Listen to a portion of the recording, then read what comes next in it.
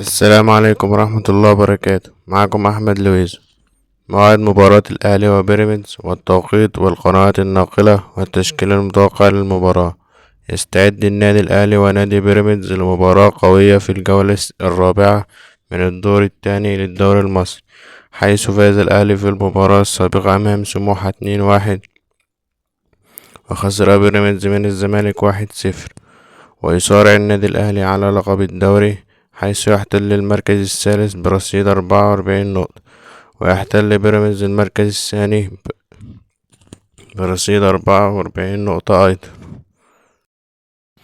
وستقام هذه المباراة يوم الاثنين الموافق 27 إبريل في تمام الساعة 8 مساء على استاد الدفاع الجوي.